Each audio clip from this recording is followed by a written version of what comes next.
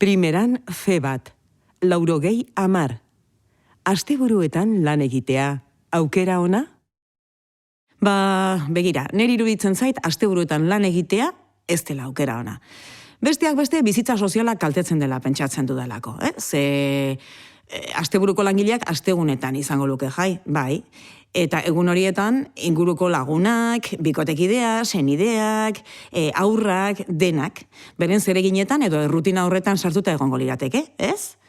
Eta horrek azkenean, harremanak kaltetuko lituzke. Eta ongizate emozionala ere, bai, lan bizitza eta familia uztartzea, ia ezinezkoa litzatekelako.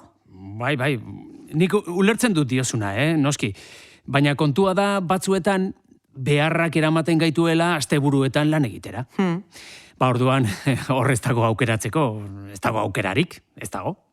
Beraz, asteburuetan lan egitea beste aukerarik ez badaukazu, beste modu batera moldatuko zara aste barruan jendearekin egoteko, ez da? Bai. Ez dugu goizetik gauera lan egiten. Normalean egongo da momenturen bat besteekin egoteko. Haiekin lan orduetan ez noski, baina lan orduetatik kanpo izango duzu haiekin elkartzeko aukera. Ze zu aste barruan libre egongo zara eta molda zintezke, ez da? Tira. Gainera, iruditzen zait asteburuetan lan egiteak bere alde ona ere baduela. Besteak beste, lan egin...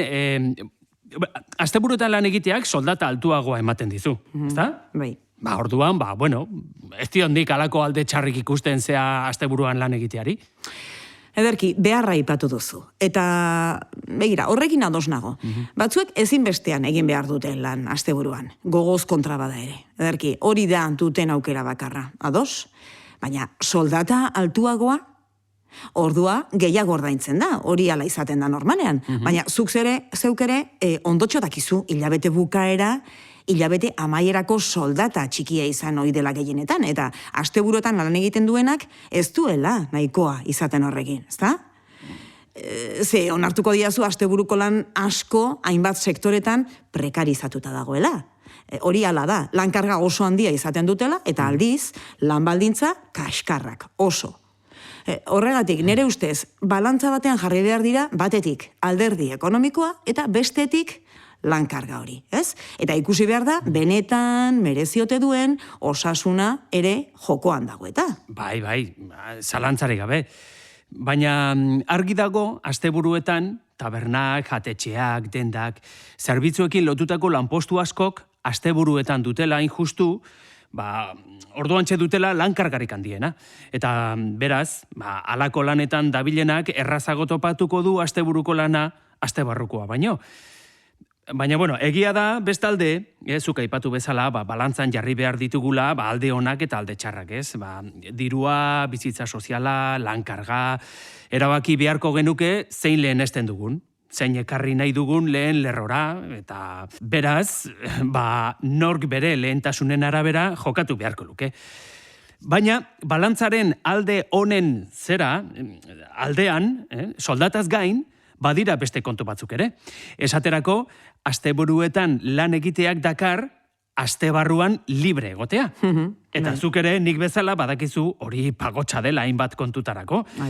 Izan ere, zenbatetan hartu behar izaten dugu jai, astegunetan, izapide batzuk orduan baino ezin direlako egin. Eta ez hori bakarrik, aisialdia ere lasaiagoa da. Jende gutxiago dabilelako saltokietan eta kultura ekitaldietan, besteak beste. Neurri batean bai, ados nago esaten duzunarekin. Zenbait izapide egiteko aukera aste barruan bakarri dago. Eta libre egoteak lagundu egiten du, tira, ados.